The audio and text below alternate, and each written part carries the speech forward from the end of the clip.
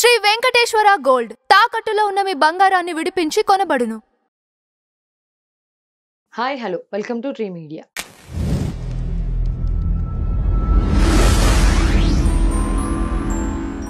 ఈ రోజు మనతో నానాజీ పట్నాయక్ గారు ఉన్నారు. నమస్కారం గురుగారు. శ్రీమాత్రే నమః.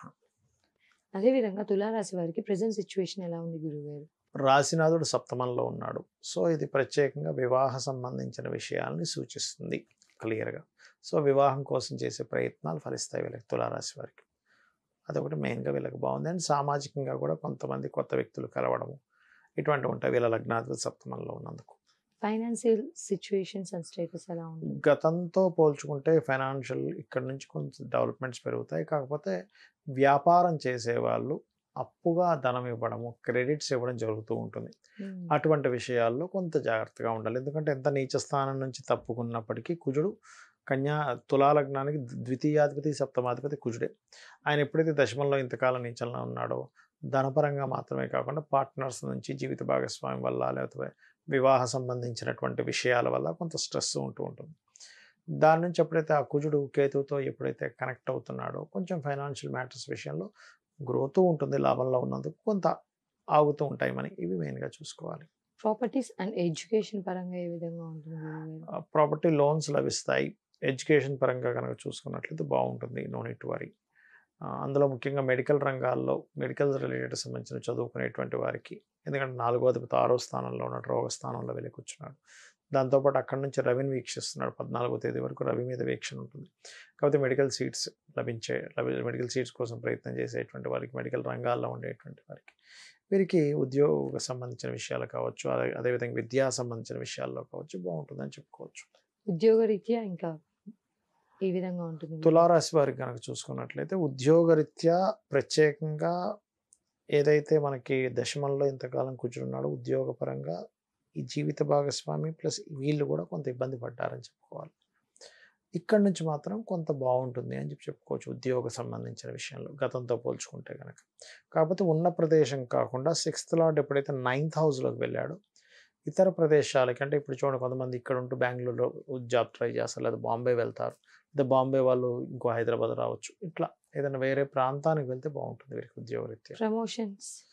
ప్రమోషన్స్ అంటే ఒకటే, ఇక్కడ ఏంటంటే లాభస్థానంలో ఎప్పుడైతే కుజుడు కేతు ఉన్నారో రావాల్సిన ప్రమోషన్ కొంచెం ఆగుతూ ఉంటుంది. ఆ ఆగుతున్న ప్రమోషన్ రావడానికి మాత్రం నవగ్రహాల్లో కుజకేతు గ్రహాల దగ్గర దీపారాధన చేయండి, అన్ని విధాలు బాగుంటుంది.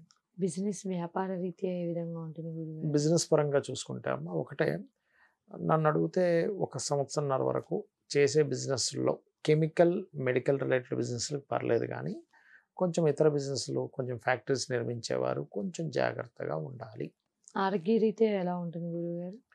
ఆరోగ్యపరమైనటువంటి విషయాలు కనుక చూసుకుంటే అమ్మ 6th హౌస్లో సాటర్న్, అంటే పంచమం నుంచి 6వ స్థానంలోకి ఎప్పుడైతే శని వెళ్ళాడో గతంలో ఇమ్యూనిటీ పరమైన ఇబ్బందులు ఎదుర్కొన్నటువంటి వారికి కొంత రిలీఫ్ అనేటువంటిది వస్తుంది. సర్వసాధారణంగా కూడా ఏంటంటే 6వ స్థానం శని మంచివాడే, పాపగ్రహాలు 6వ స్థానంలో ఉంటే చాలా మంచి, దానికి ఇబ్బంది అని లేదు. అలాగే 11వ స్థానంలో ఉండే కుజకేతువులు కూడా మంచి వాళ్ళు చెప్పాలంటే, లాభస్థానంలో ఉన్న 6లో ఉన్న కొన్ని స్థానాలు చెప్పారు శాస్త్రంలో, కాబట్టి మంచిగా చేస్తుంది. కాకపోతే వ్యాపారస్తులు కొంచెం స్ట్రక్ అవుతుంటాయి అప్పులు ఇవ్వడం ద్వారా, money related. But no need to worry. ఏ విధమైన రెమెడీస్ని ఫాలో అవుతే మంచిది అంటారు? ఒకటేనమ్మా, ఇక్కడ మన అందరికీ కావాల్సిన సక్సెస్. సో సక్సెస్ హౌస్లో పాపగ్రహాలు 2 ఉండడం మంచిదే, కానీ కొంచెం కుజుడు కేతు అనేటువంటిది కొంత ఫైనాన్షియల్ స్ట్రక్ చేస్తూ ఉంటుంది. కాబట్టి వ్యాపారస్తులకి ఓం ఇంద్రగోప పరిక్షిప్త స్మరతోనా భజంగికాయ నమః అనే మంత్రము, గోవులకి క్యారెట్స్, గ్రాసము తినిపించడము, ఇవి కనుక చేసుకున్నట్లయితే అన్ని విధాలు బాగుంటుంది. వీటితో పాటు ఇంకేమైనా జాగ్రత్తలు తీసుకోవడం కానీ ఇలాంటివి అంటే ఒకటేనమ్మా, గోచార ఫలితాలు ఒక ఎత్తు, పర్సనల్ చార్ట్ ఒక ఎత్తు. అంటే మనం ఇప్పుడు ఉదాహరణకి మనకి సిచ్యువేషన్స్ చాలా ఇబ్బందికరంగా ఆటంగా ఉంది, వాళ్ళు చూసుకోవాల్సింది ఏంటంటే లగ్నం ఎలా ఉందని పరిశీలన చేసుకోవాలి. లగ్నాధిపతి ఎలా ఉన్నాడు వాళ్ళ పర్సనల్ చార్ట్లో, లగ్నానికి వ్యతిరేక ఫలితాలు ఏమైనా వస్తున్నాయో. చాలామంది మేము చాలా కష్టపడుతున్నామండి, మాకు ఫైనాన్షియల్గా అంత ఎదుగుదల లేదు, ఏమిటో మాకు అర్థం కావట్లేదు అంటూ ఉంటారు. నేను ఒకటే చెప్తాను, మీరు ఫస్ట్ మీ ధనాధిపతి ఎవరు, మీకు ధనం ఏ రూట్లో వస్తుందో చెక్ చేసుకోండి. మీకు ధనాధిపతి ఉదాహరణకి ధనస్థానంలో ఉన్నాడు అనుకోండి, ఫైనాన్షియల్ మూలంగా వస్తూ ఉంటాయి మీకు డబ్బులు, అంటే డబ్బులు రొటేషన్ చేయడం వల్ల, లేకపోతే అప్పులు ఇవ్వడం ద్వారా 6లో ఉంటాయి. ఆ 4లో ఉన్నాడు, రియల్ ఎస్టేట్ ద్వారా వస్తుంది. సో ఎక్కడున్నాడు ఈజ్ మోస్ట్ ఇంపార్టెంట్ ధనాధిపతి. మూడ్లో ఉంటే కూడా రియల్ ఎస్టేట్ ద్వారా వస్తుంది. అట్లా ఎక్కడున్నాడు అంటే మధ్యవర్తిత్వం ద్వారా వస్తుందా, లేకపోతే జాబ్ ద్వారా వస్తుందా, బిజినెస్ ద్వారా వస్తుందా, ఏ పీరియడ్లో ఎక్కువ ధనయోగం ఉంది, ఇవి చెక్ చేసుకోవాలి. అంతేగాని ధనాధిపతి ఒక విషయాన్ని చూపిస్తుంటే మీరు ఇంకో ఒక విషయం మీద కాన్సన్ట్రేషన్ చేస్తే రాదు. సో ఇది పర్టికులర్గా చేసుకోవాలి. అలాగే ఎవరికైనా ఫైనాన్షియల్ గ్రోత్ రావాలంటే కూడా ఓం సంపత్కరీ సమారూఢ సింధుర వ్రజ సేవితాయే నమః అనే మంత్రం చక్కగా పనిచేస్తుంది. అలాగే చాలామంది ఎన్నో ప్రయత్నాలు చేస్తుంటారు. ప్రయత్నం చేసేటప్పుడు ప్రయత్న స్థానంలో ఏ గ్రహం ఉందో చూసుకోవాలి. అది ఆటంకం ఇస్తుంది అనుకోండి, ఆ ప్రయత్న స్థానంలో ఉండే గ్రహానికి రెమెడీ చేసుకుని మీ ప్రయత్నం సక్సెస్ అవుతుంది, అది చూసుకోవాలి. అలాగే చాలామంది చేసే మిస్టేక్ ఏంటంటే ధనం బాగా సంపాదిస్తారు, ఇల్లు కట్టుకునేటప్పుడు తప్పుడు నిర్ణయాలు తీసుకుంటారు. అంటే రాంగ్ డైరెక్షన్ తీసుకోవడం, రాంగ్గా ఇల్లు కట్టుకోవడం, ఆ ఇంటికి వెళ్ళినప్పటి నుంచి వాళ్ళకి ఇబ్బందులు, ఇల్లు అమ్మేసుకోవడం జరుగుతూ ఉంటుంది. కాబట్టి మనకు ధనం సంపాదించుకున్న తర్వాత కట్టుకున్న ఇంటి విషయంలో చాలా జాగ్రత్తగా ఉండాలి. ఎందుకంటే మన చేతుల్లో ఉన్నటువంటిది గృహం. మనం ఎంత పర్ఫెక్ట్గా కనుక ఇల్లు కట్టుకోగలిగితే అంత బాగుంటుంది. అదొకటి మెయిన్గా చూసుకోవాలి. సంతానం విషయం, వివాహం విషయంలో కూడా చాలామంది చేసే మిస్టేక్స్ ఏంటంటే అసలు వీళ్ళకి వివాహ సమయం ఉందా లేదా అని చెక్ చేసుకోరు. ఏదో ర్యాండమ్గా 10 ఏళ్ళు వచ్చాయి, 26 ఏళ్ళు వచ్చి, 27 ఏళ్ళు వచ్చి, 30 ఏళ్ళు వచ్చి ఇంకా వివాహం చేసుకుంటారు. కానీ ఇక్కడ ఏంటంటే వీళ్ళకి కరెక్ట్ టైమా కాదా, ప్రతి ఒక్కరికి 3 to 5 times వివాహ సమయం వస్తుంది. ఏ ఇయర్లో అంటే వీళ్ళకి సప్తమాధిపతి లేదా సప్తమ స్థాన శుక్రుడి మీద లేదా కుజుడి మీద 7th లార్డ్ లేదా 7th హౌస్ మీద శుభగ్రహాలు దృష్టి ఉన్నప్పుడు చేసుకోవాలి. అలా కాకుండా పాపగ్రహ సంబంధం ఏర్పడింది 7th లార్డ్ కార్ 7th పోర్ట్ఫోలియోకి, అప్పుడు ఏమవుతుంది, వాళ్ళకి ఆ సమయంలో చేసుకునే వివాహం సరిగ్గా ఉండదు. అంటే చిన్న ఎగ్జాంపుల్ చెప్తా చూడండి. ఇప్పుడు బాగా కోల్డ్ ఉందమ్మా, ఆ టైంలో పోయి మళ్ళీ ఐస్ క్రీమ్ తిన్నారు, లేదా కూల్ డ్రింక్ దగ్గర ఏమవుతుంది, కోల్డ్ ఎక్కువ అవుతుంది, ఇబ్బంది పడతారు. ఇంకా అదేవిధంగా జ్వరం వచ్చింది, నాన్ వెజిటేరియన్ తిన్నారు, ఎక్కువ ఇబ్బంది అవుతుంది. అంతే, అంటే రాంగ్ టైంలో రాంగ్ ఫుడ్ తీసుకున్నారు, అలాగే రాంగ్ టైంలో రాంగ్ డెసిషన్ తీసుకున్నట్టు. అలా కాకుండా చాలామంది ఏం చేస్తారు, రాంగ్ టైంలో రాంగ్ డెసిషన్ తీసుకుని అప్పుడు వివాహం చేసుకుని ఇబ్బంది పడుతూ ఉంటారు. సో ఇది రైట్ టైమా రాంగ్ టైమా? 5 times వస్తుంది ప్రతి వ్యక్తికి, 3 to 5 times ఖచ్చితంగా వస్తుంది వివాహ సమయం, అది చూసుకోవాలి. అలాగే ఉద్యోగమా వ్యాపారం అనేది కూడా డెసిషన్ తీసుకోవాలి. అసలు చిన్నప్పుడే పిల్లలు చదివించేటప్పుడే వీళ్ళకి ఏది ఫైనాన్షియల్ గ్రోత్ ఇస్తుందో ఆ చదువులు చదివిపిస్తే మంచిది. ఓకే, అది వదిలేసి ఏదో చదువుకొని అయ్యో ఇది నాకు సెట్ అవ్వలేదు అనుకుని బాధపడడం కరెక్ట్ కాదంటారని. సో మీకు ధనాన్ని ఏ గ్రహం ఇస్తుందో దానికి సంబంధించి చదువుకోవచ్చు. మీరు ప్రొఫెషనల్గా తీసుకునేవైతే ధనానికి, నార్మల్గా క్యాజువల్ కొంతమంది ఏంటి హాబీగా చదువుతూ ఉంటారు, హాబీగా ఏదో చేస్తూ ఉంటారు, అట్లాంటివి పర్లేదు, మీరు దానికేం సంబంధం లేదు. అంతేగాని మీకు మెడికల్ ధనయోగం ఉంటే మీరు వెళ్ళి ఇంజనీరింగ్ చదవడం వల్ల ఎటువంటి ఉపయోగం లేదు. సో అది, లేదా మీరు మీకు ఉన్న హాబీకి రిలేటెడ్గా ఉండే చదువులు చదువుకోవచ్చు, అది బాగుంటుంది, సపోర్ట్ అవుతుంది మీకు. అలాగే కొంతమంది వ్యాపారాలు పెడుతూ ఉంటారు. అసలు మీకు ఏ వ్యాపారం ధనయోగం వస్తుందో చూసుకోవాలి. ఇక్కడ ఏంటంటే వ్యాపారం ఫస్ట్ కలిసి వస్తుందా లేదా చెక్ చేసుకోవాలి. అంటే మీకు సర్వీస్ రిలేటెడ్ వ్యాపారం ఉందా, లేకపోతే మీకు ప్రోడక్ట్ రిలేటెడ్ వ్యాపారం ఉందా. సర్వీసెస్ అంటే ఏమిటి, ఇప్పుడు టీచింగ్స్, ట్రైనింగ్స్ ఇవ్వడం, కన్సల్టెన్సీస్, ఇవన్నీ సర్వీసెస్. ప్రోడక్ట్ అంటే ఏంటంటే ఒక వస్తువు అమ్మడం పర్టికులర్గా, ఆ వస్తువు అమ్మే దాంట్లో కూడా మీరు మార్కెటింగ్ చేసే సర్వీసెస్ అవుతుంది. ఇప్పుడు రియల్ ఎస్టేట్ ఉంది, ఒక వ్యక్తి అక్కడ ఏజెంట్గా చేరాడు, దట్ ఈస్ సర్వీస్. అతను భూమి కాదు, కంపెనీ భూమి నేను అమ్మించి పెడుతున్నాడు, అది చూసుకోవాలి. సో ఏ వ్యాపారం పనికి వస్తుందని చెక్ చేసుకోవాలి. దీంతో పాటు ఇన్వెస్ట్మెంట్స్ ఎప్పుడు చేస్తున్నాం ఈజ్ మోస్ట్ ఇంపార్టెంట్.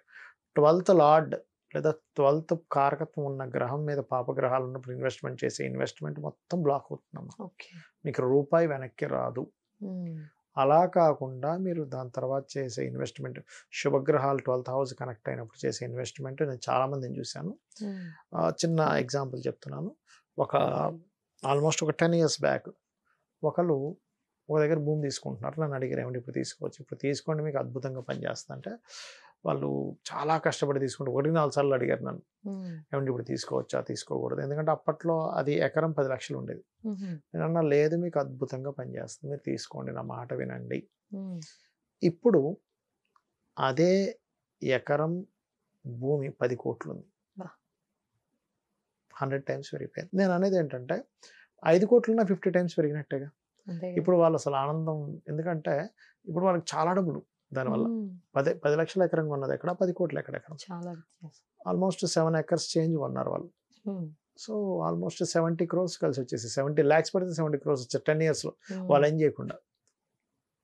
10 సంవత్సరాలు అది కొన్నప్పుడు మాత్రం చాలా సార్ ఎక్కువ పెట్టుకోవడం అనిపిస్తుంది, డబ్బులు అన్న అక్కడ ఒకటే చెప్పాను వాళ్ళకి, లేదు దిస్ ఈజ్ రైట్ టైం. నేను చెప్పేది ఏంటంటే మీరు ఎందులో ఇన్వెస్ట్మెంట్ చేసినా, మ్యూచువల్ ఫండ్స్ చేస్తున్నారా, రియల్ ఎస్టేట్లో చేస్తున్నారా, ఓకే. ఏదైనా బిజినెస్ పెడుతున్నారా, ఇన్వెస్ట్మెంట్ రైట్ టైమా కాదా, 12th లార్డ్ ఎలా ఉన్నాడు, ఇన్వెస్ట్మెంట్ కారకుడు, ఓకే. దాని మీద ఏదైనా పాపగ్రహ సంబంధాలు ఉన్నాయా, దిస్ మోస్ట్ ఇంపార్టెంట్. ఓకే. అది చూసుకోకుండా గుడ్డిగా మీరు ఇన్వెస్ట్మెంట్ చేసి రాలేదని ఇబ్బంది పడడం కరెక్ట్ కాదు అని చెప్తూ ఉంటాం. ఓకే. సో ఇవి ప్రధానంగా మనం చూసుకోవాలి. కొంతమంది విదేశాలకు వెళ్ళే టైం కూడా సరిగ్గా చూసుకోరు, ఏదో వెళ్ళిపోతారు, అవును. అక్కడికి వెళ్ళి ఇబ్బంది పడుతూ ఉంటారు. కొంతమందికి ఉద్యోగం విదేశాల్లో ఉంటుంది, ఇక్కడ ట్రై చేస్తూ ఉంటారు. ఇవన్నీ మన పర్సనల్ చార్ట్లో చూసుకోవాలి. చూసుకుంటూ ఈ గోచారాన్ని కనెక్ట్ చేసుకుంటే, ఇప్పుడు మనం మీరు అనుకోవచ్చు ఏమంటే మరి గోచారం ఎందుకు చెప్పుకున్నామంటే, ఇదేంటంటే సిచ్యువేషన్, బయట సిచ్యువేషన్ ఎలా ఉంది కాబట్టి నువ్వు ఇలా, ఇప్పుడు మనం వెళ్తూ ఉంటాం దగ్గరికి, ఈ ట్రాఫిక్ ఎక్కువ ఉంది అని మనం తెలుసుకొని ఏం చేస్తాం, ఇంకో రూట్లో వెళ్ళిపోతాం. అంటే ఏంటి, ఇది ఒక 1/2 అవర్ కలిసి వస్తుంది. అవును. అలా చూసుకోవడానికి గోచారం.